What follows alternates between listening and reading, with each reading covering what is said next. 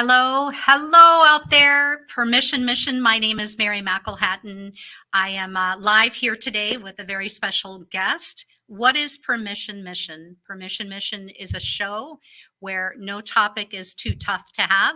We talk about mortality. We talk about ways that we can bridge the gaps between life and loss, promising value to both. So I promised you all last week that I would have an amazing person on the show today to share more about what she does on a daily basis, helping families prepare, similar to end of life, but it's more so for those people that need some support with guardianship. And Susan Hoy is here today. She has been doing this for about 17 years. She's going to share how she got involved with it. She's a mother, she's a grandmother. She is a person who's been in the community to, again, make a difference in helping people understand that if they are not able to make decisions for themselves, they are a team of people that will properly guide them, answer all those questions ahead of time to make sure. She is, Susan has served on the Supreme Court Commission to study the administration of guardianships and participated in the shaping of guardianship legislation. Now, let me tell you, she's a powerhouse. I met her not too long ago. We did a networking event. We've done some cool things here in the Valley together. And what I notice about Susan is she's just got a kind heart. Service is the top of her list. She's going to make sure that customer service, family service, and everything is your priority. Yes. So thank you and welcome to the Permission Mission show, Susan. Tell me a little bit about how you got involved with doing what you do today.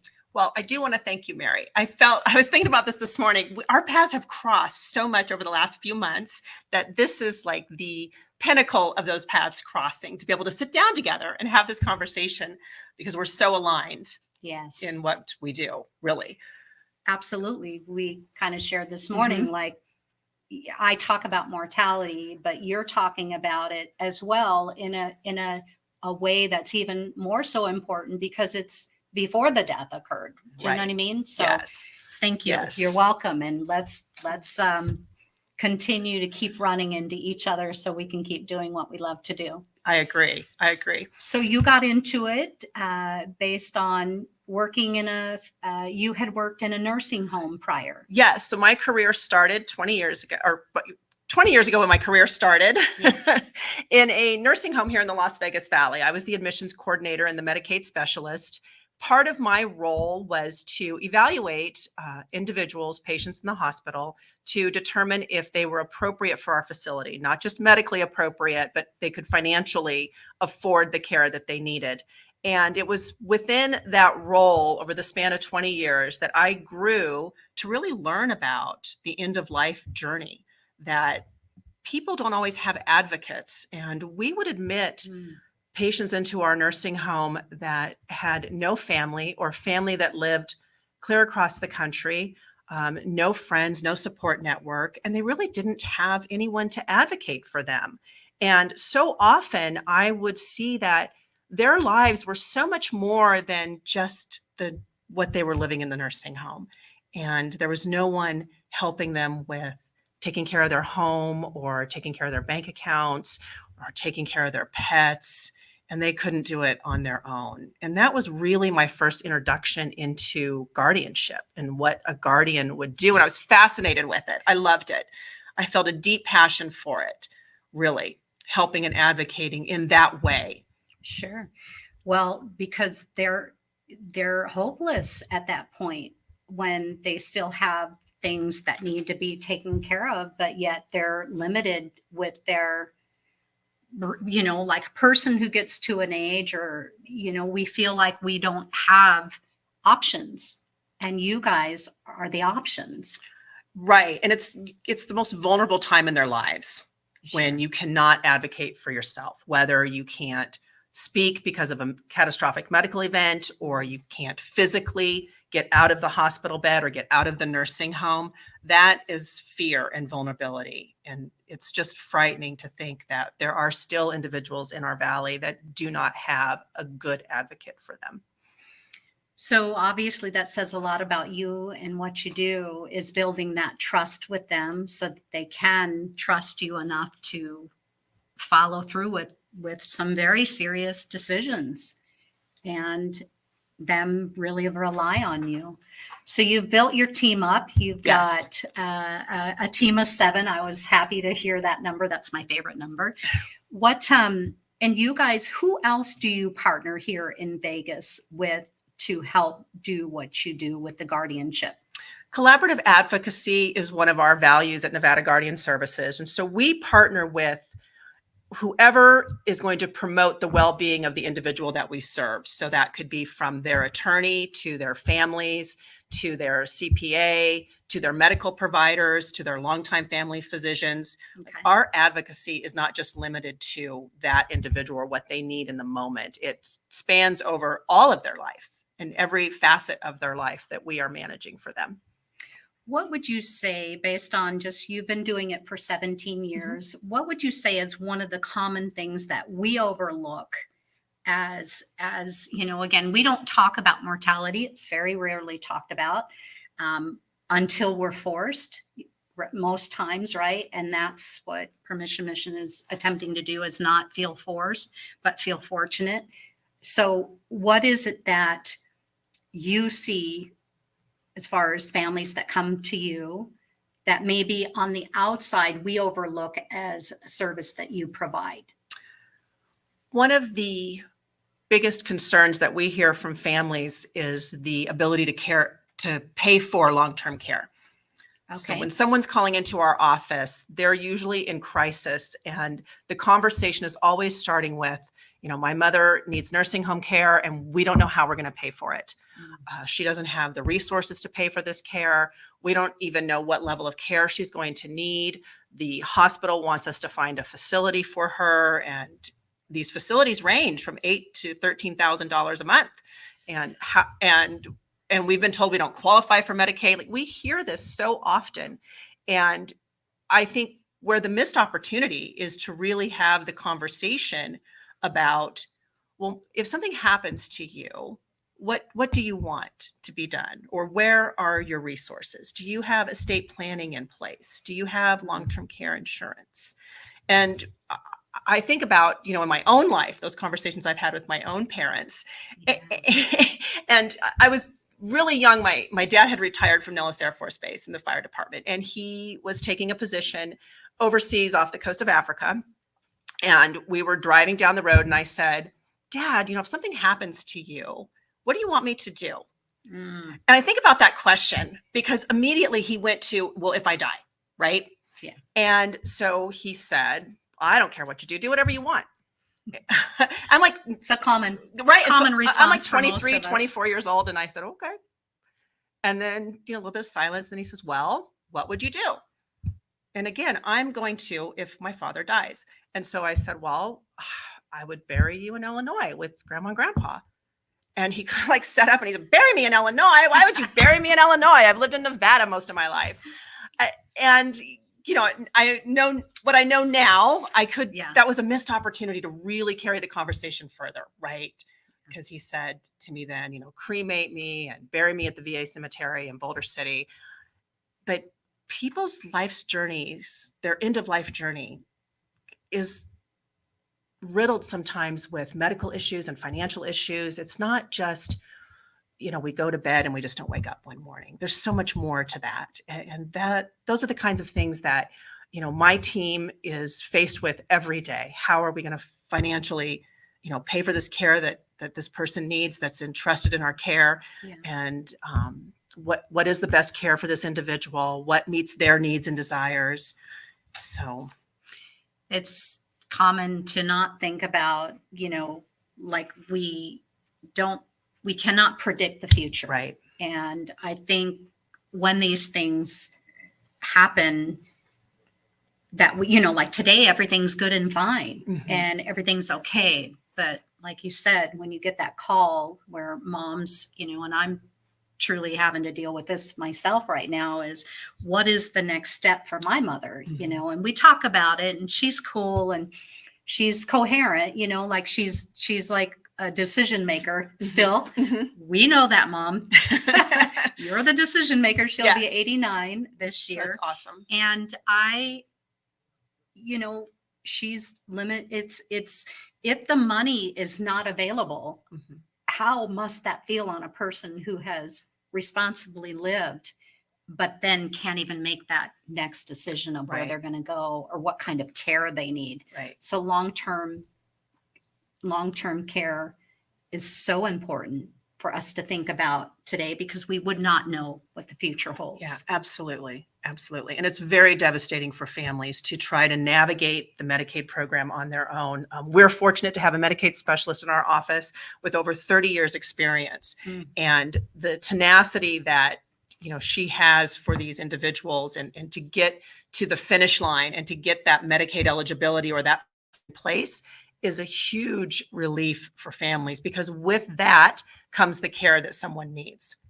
And so when we can alleviate that stress, that financial stress on someone, that's a win for that family. That's a win for us. It's a win-win.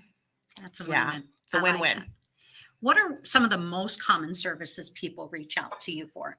Well, just what we talked about is how do we pay for this long-term care? And that conversation that we have is so organic and so unique with every family, because everyone's situation is so different. And it starts with, the funding. How do we pay for it? Okay, well, these are the program guidelines. And then it can organically turn into a conversation about who has the legal authority, who has access to the resources that need to be paid, or the documents that are needed to apply for the Medicaid application. Is there a power of attorney in place? Can your mother formulate one at this point in her life if there's not one? And if not, these are the resources. You may need guardianship. You may need to go to the court and ask for this legal authority, because guardianship is a legal process and it should always be the last resort. So our conversations, always really start with that medical crisis, that now we're faced with it. Now we have to deal with this. And where do we go? And what resources are available? And how can you help us as the professional get through this kind of stormy time in our lives? Sure. At what point do you suggest for people to contact you, as far as it not being like at the very end moment, like now we're in crisis? What do you recommend for families out there? At what point is the best time to reach out to you? Well, we're a professional agency. And so most often than not, people are reaching out to us in crisis. We do act as trustees and power of attorneys for individuals who don't have family, or they don't have anyone that they trust, or their family dynamics are dysfunctional and, no one's perfect. So the sooner that those documents are in place and we can sit down and go through those documents with them, the better that we can do when the time comes for us to step up and serve. And I recommend that for anyone that's doing estate planning. Sure. It's, absolutely. It's not really just about, oh, Mary, I'm going to leave you 50% of all my assets. Please. It's really about, Mary, I want to nominate you to be the executor of my will and my power of attorney for healthcare. Can we talk about what that looks like when the time comes? Yeah. And tell me what is sometimes people's response to that. Because I have heard where people get a little nervous. They don't want that kind of responsibility. Do you deal with that? Absolutely, we deal with that. Your estate planning, if you have those documents in place, that is a living, breathing document. Read those, go through those, because life changes. And maybe the people that you've nominated have passed away, or they're ill themselves, or they don't know they've been nominated. And when you spring this on them, that's exactly true. I live in New York. I can't do this for you. Or we're only friends. I don't want to get involved in your personal business. So the sooner you have that conversation, the better. Do you think that a person who may avoid being guardianship may just not fully understand the responsibility? Avoid being the guardian? Yeah, avoid being the guardian, so that maybe there's a better understanding to the guardian like it's not as difficult as what people think is what I'm wanting to say. I think people like, oh, you're going to appoint me to take care of all of this. It's not difficult if you have somebody like you guys helping a person walk through that. Because there are families, I come across families all the time that have no one. Right. And it's heartbreaking as I have a big, huge family, and I'm like, well, if, we're all one big family, and get to know your neighbor, because there's people right next to you. We live in a world of almost 9 billion people.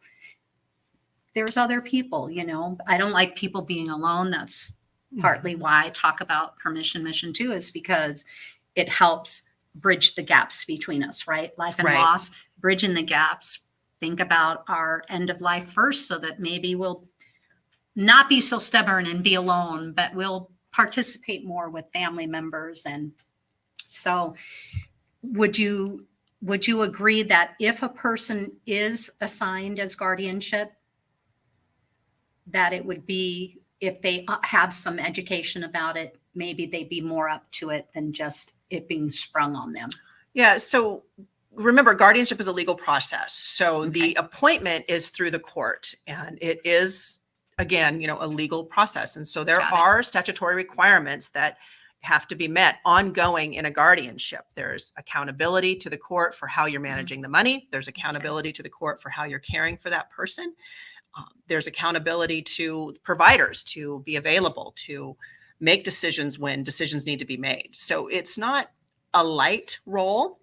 It definitely does take a great deal of energy and responsibility to be a guardian. I'm not, I don't want to scare anyone from that, but it is so needed. The advocacy is so needed for individuals that have not completed those power of attorney documents or supportive living agreements. It's needed to ensure that everyone is really just doing the right thing for everyone else. And I believe in the best in people. And that's, you have to really, to live a grateful life, you have to believe in the best in people. And so I do believe that people want to do the right thing, and the guardianship is the right thing when it's warranted and when it's needed. And the accountability to the court just ensures that it's really to protect that person, that vulnerable individual. The vulnerable individual. Well, yeah, I think about, when I get older, like if my kids, they're on good terms with me now, but you know what I mean? Like if they didn't start agreeing with one another, and how scary that would be for someone who is older, vintage. I'm vintage. I talk about that on the show a lot. We're vintage. We're vintage. Okay, that's fine. Anything over 50 is vintage. Okay, I'm vintage. It's a good thing. Having that support of someone who has your back. Yeah. Right. Yeah. And that's what you guys do, is you have people's back. Right. You make sure that people are doing right by their families, or right by their person, because life changing, we live in a crazy place too, Las Vegas. People can get a little out of hand with their parents' fund, like if a person's on a limited income. I have witnessed this myself, where someone's on a limited income, and unfortunately, a child's living with them, and they're all of a sudden making all the decisions for that income to pay for things that are not to the person receiving that. So I so appreciate what you guys do. I got some good questions here to ask you, of course, because I love what you do and it's so in alignment. So why is this important, Susan, for us to know more about? Like, just why is it more important for us to know about this? This is important for all of us because we're all on the same life journey, really, when it comes down to it. We're living our lives, and at some point, we are going to die.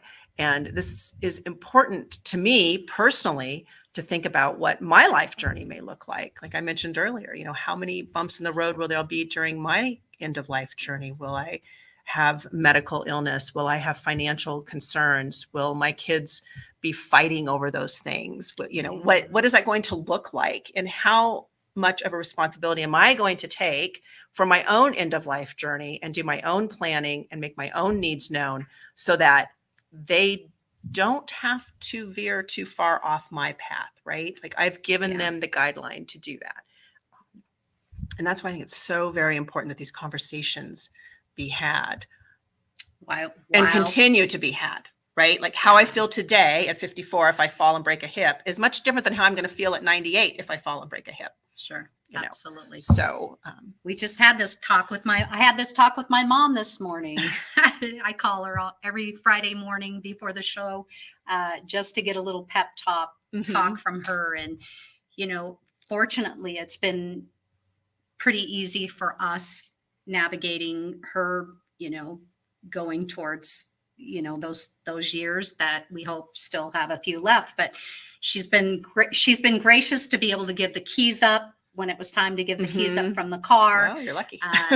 Exactly. But it's not always easy for that, for any of us. I like my independence. I'm sure you do too. Yes, absolutely. It must feel for those who are vintage, having to give up such independence and even giving up some of our decisions that we're not capable of making must feel difficult for us. And the whole purpose of us being here today is to educate, to inform, to lock arms and hearts, and really get information into the homes of the families here around the world to not be afraid of talking about mortality or guardianship or probate or a power of attorney or estate planning or end of life. So we're going to take we're going to go to a commercial. We'll be right back with some more time with Susan. And also, if you have any questions, please get on Facebook with WWDBTV.com.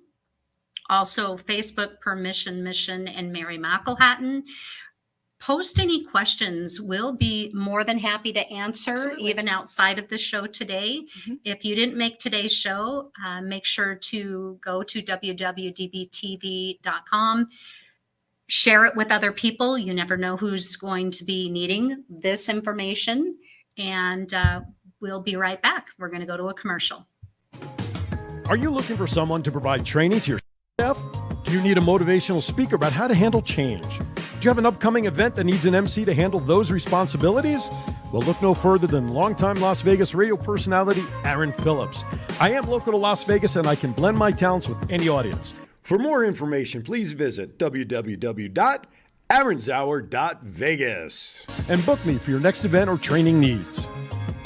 Hi, my name is Edgar Alejandro. I'm the co-founder of Rising Again Productions. So we've been here in Vegas producing films for the past couple of years, and we've seen our fair share of studios. We worked in our fair share of studios, and to be honest, WWDB-TV has been our favorite by far. John is so welcoming. The space is wonderful. It's perfect for what we need. We've had rehearsals here. We've had callbacks here. We've had table reads here. So if you're a Vegas creative, or really just a creative coming into Vegas, definitely check out this space. Chat with John. I think you'll find that this studio has everything that you'll need as well.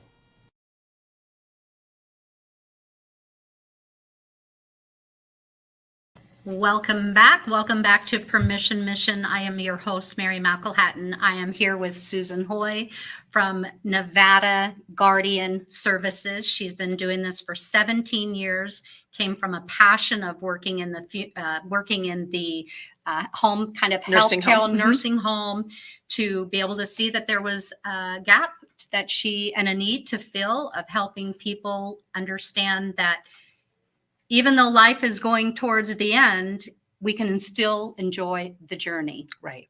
Enjoy the journey. I talk more about end of life. You're talking more about all the things that could happen before we get there. Right. And I am so proud of what you guys do, Susan. Thank you. Because I can imagine there's a lot of people sitting in their homes today worried.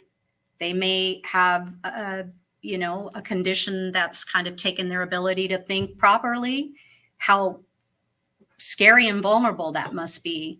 So who is your best? I know I said, who is your best customer? I love your response. You said it's your client, but truly it's ultimately a family. It's ultimately a family. So it is. Who is the best family? All of our clients are really best. I mean, they just come to us with such unique and challenging situations. And again, like I spoke earlier, when we can take chaos in someone's life and provide stability and provide care and financial stability, that is when we're winning. And that is when the person that we have been appointed, if we're appointed through a guardianship or if we're nominated through a power of attorney, when that person is feeling that effect of the work that we've done, of the role that we've played in their lives, that's a win for them. And it's really a win for us too. And it's that win-win. It's the That win-win. Yes, always the win-win. So all of the clients that call into our office, sometimes it's just a simple 20-minute conversation, and sometimes it turns into, again, so much more for them. One conversation, one question leads to another question, leads to another, resource, leads to another response, leads to, tools. And we love to do that too. We don't always act as guardians for everyone that calls into our office. We mentor the families to act as good advocates. We give them the tools and resources they need to be able to speak openly with care providers and make really good informed decisions about the care that their loved one needs. I can see how helpful a person, by reaching out just to give you their story, right? Because we don't know their story until we start asking questions, and you being able just to be that guide of light for them, whether it's working with them directly or even kind of giving them some direction. I know, I think about, again, if something should happen to me in my mind, like not being clear to the end, how difficult it would be on my family. Yeah. Because there's so many of them. I mean, we're talking about if they don't have family, but also with the ones who have a lot of family, it could be difficult too, having too many opinions, too many people trying to decide, like, that's probably not going to get us too far. Right. So, yes, we've got a question here. We have a question in the chat room that I'm sorry you're not able to see. That's okay. That's why we have you, John. That's Thank why you. I'm here. Okay, so basically, it's the questioner is wanting to know: do you have any classes, or do you provide any kind of training for family members who find themselves in that role and they just need some help or some guidance, or do you have any resources that you can help them with? That's such a great question. Our office does not provide training for families as part of our mentorship. There are programs for guardianship training through the Clark County Public Guardians Office and also through the Legal Aid Center of Southern Nevada. Two websites that are just mountains of resources and information is the National Guardianship Association, and the Center for Guardianship Certification also has some really good resources for family guardians. So there you go. I think also if they wanted to just contact you, we're going to have Susan's contact information and her website and all of that posted so that you can reach out if it's a question that, maybe that she could answer just, directly to guide you. I'm sure that would be okay with you, Susan. Absolutely. Absolutely. Okay. Yeah. I did want to talk a little bit more about you guys becoming one of the few state licensed private guardianship agencies. So was it, because I guess this is not everybody's doing this. Not all the states are doing this, but we're doing it. You guys are doing it very well because you've been obviously, there's testament, your dedication, highest ethical and professional standards that you carry is what allows you to build the trust with families. Right. So all of the states have guardianship programs, whether they're public guardians or private guardians. In Nevada, our guardianship courts and our guardianship industry really had some challenges back in 2015, 16. And through those challenges, we learned so much. Justice Hardesty formed the committee to study the administration of guardianships in Clark County, or actually in the whole state. And it was an honor for me to serve on that committee as one of the few guardians on that committee, apart from our public guardian.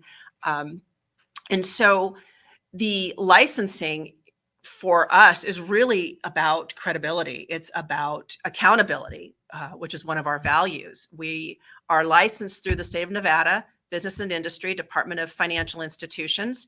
And if you go to the website, there's information about how to contact them for more information, or about guardianship and what they do through that licensing process. Okay. So we are audited annually and sometimes periodically by the auditors through the Department of Financial Institutions, and that just holds to the credibility, holds to the level of professionalism that this industry needs, because there is a great deal of trust. Sure. And it's not just about the financial, it's about those medical decisions too. Like, Yeah. just what you talked about, like someone, would you want your daughter to decide what you were going to wear today?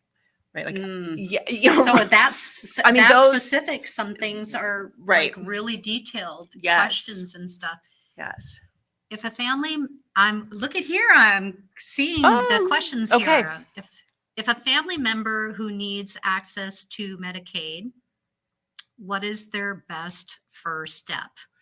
That's a great question. So access And to that's from, okay, Lori. Yes, thank you, Lori. Access to Medicaid, in our technology age, you can, of course, can go online and you can look at the application through the, I don't have the exact website, so I will get that posted for you. Okay, we'll share it. Yes, absolutely. Or if someone from my office is watching, if they can put that in the chat for me, I'd There you appreciate go. it. So you can go They on got to your back. They got my back. You can go on the website. You can go on their website and you can start the application process through the website. If your loved one is already in a nursing facility or even a hospital, there are Medicaid specialists in those facilities that can help start to guide you through the process too for the Medicaid. So if a person, Susan, is in a situation where they're in a hospital Mhm. and maybe, it's long-term care at this Mhm. point, and they have a home and they have things still, and they don't have a lot of family, is that a good position for you guys to help step in and help them figure out like the things that are important, like their home and the bills and all of those kind of things? Is that? Yes. So every situation is unique and individualized. If the individual has family has power of attorney documents and is Okay. willing to step up and is ready to, take on that role and make sure that they get the care that they need and their resources are handled properly to promote the care that they need, then our office can certainly provide mentorship and our office can provide assistance with the Medicaid application. Also, if the individual doesn't have anyone, and they're not able to nominate, complete power of attorney documents and or complete the documents necessary to, appoint someone, then guardianship, being the last resort, would have to be filed with the courts. And then through the guardianship and through that process, the management of the resources begins. What can you tell us a little bit more about power of attorney and how it works? The power of attorney, or is that a legal question? Because I know, obviously you work with attorneys Mhm. for that legal part of it, and you're held accountable with Right. the legal part of it. Can you tell? Because I know for what I do, people come in all the time and they're like, I have power of attorney over this person. I can make all these arrangements. And then we find out that they're not legal next of kin. So see, in the world of pre-planning for funeral and cemetery, power of attorney is only good for while the person is still with us. It doesn't hold up to when a person passes. Well, that's And- in the power of attorney ceases when someone passes away.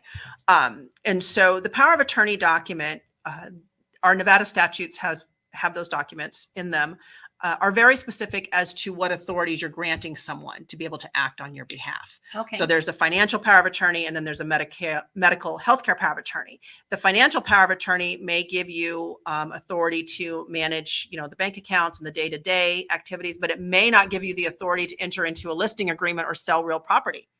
Got it. Okay. It Okay. may not give you the authority to change estate planning documents or access life insurance information. So they are very specific, and different authorities can be granted through those power of attorneys. So same holds true with the healthcare power of attorney, often referred to as a healthcare directive.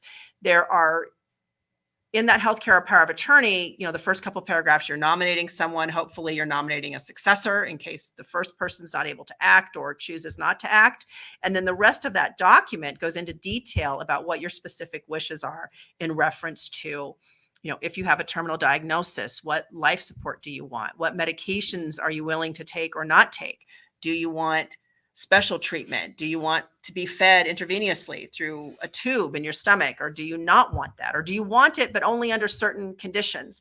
So the healthcare, those power of attorney documents are just so much more than just, I've nominated this person to make all these decisions. They really give you the opportunity to make those decisions in advance and put that person that you've named in an advocacy role. Gosh, loads and loads of valuable information here. I can't imagine how we would still avoid the mortality conversation or this conversation when you see the benefits right off the bat. Right. The benefits of thinking about those hard questions, but yet better to be prepared than not to have anything in order or not to even know where a person would go for help. Right. We don't need to feel alone in this. We are together in this. You said it right off the bat. We're all in this together. We're all in this together. Yes. And it starts with that. It starts with that conversation. And I think about your mission, permission, mission. And I think about the permission starts with each one of us to have the conversation, whether we're initiating it or we're on the other end of it. It really starts with us in that openness and that vulnerability. So if your parent comes to you and they say, I've nominated you in the will, or I don't want to hear about that. You've already closed off the conversation. Yeah. It was such an important conversation. Or if you're trying to have that with your parent and I don't want to talk about that right now. I feel like it's your responsibility to say, okay, well, can we talk about it next week? Can we go over it next month? I have a friend whose mother's in the hospital. She's being faced with all these decisions. When can we talk about this? Yeah. Well, your father, you shared the story of your father and you're 23. I'm sure that, you probably didn't know you were going to be doing this at 23. No, I did not. However, the seed was planted, and good that you had it, because I see day to day where people just don't have it, Susan. They just don't. They're afraid. And I always say the best way that we can overcome the fear of bringing up these questions, great questions ahead of time, is being okay with our own mortality, like being at peace with knowing I can make these decisions today based on today. They could change later. Right. And I want to sit with you and I want to ask you who I love and who I care about these same questions. They'll feel less than being in the hot seat, versus, you need to have this conversation because you're the older one. That doesn't necessarily work, right? Because that's then coming from like your time's running out and that feels scary, versus just say, look, mom, dad, I too will pass one day. And what if I go before you?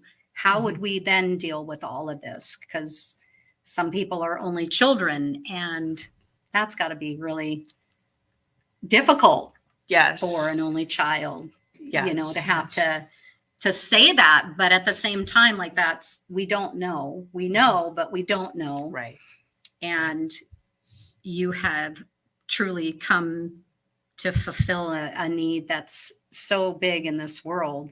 Thank you. Because there's so many of us in a situation similar to what services you provide for them. Yes, definitely.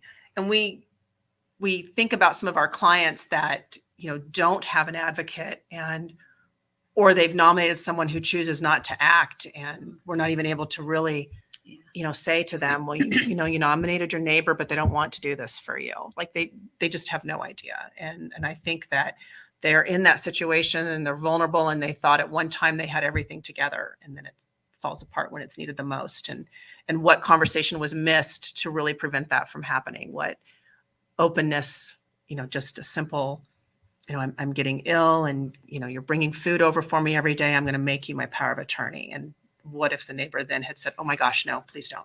Yeah. Instead of waiting till they're in the hospital and then the neighbor's saying, he was my friend and we lived next door to each other for 20 years, but I don't want to make these types of decisions for him. I don't really know him. Sure. So there, it's just that miscommunication. It's that Like a miscommunication. person wants to help, right? Right. They want to. We do. And I truly believe that. I think, Me too. the more that we reach out to people and ask for help, we got to be specific about the type of help we're asking for.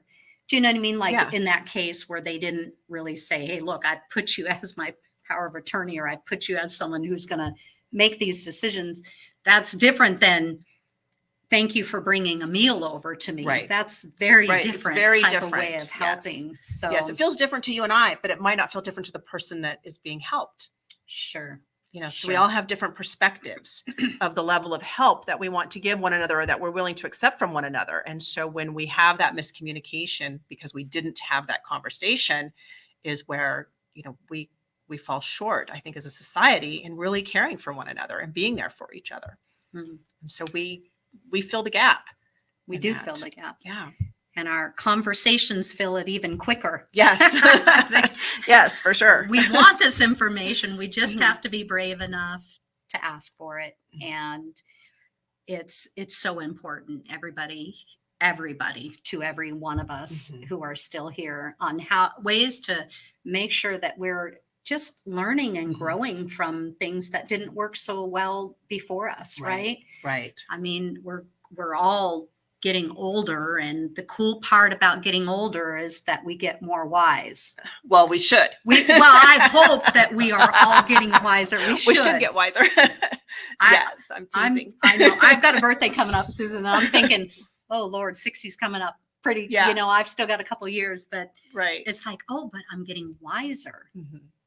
Right. We're getting wiser. We're here to help the Mhm. best way that we can, especially in our own hometown of Las Vegas, Nevada. A small Um, hometown. Small hometown, very small hometown, and not stress, you guys. I'm trying to keep people alive longer.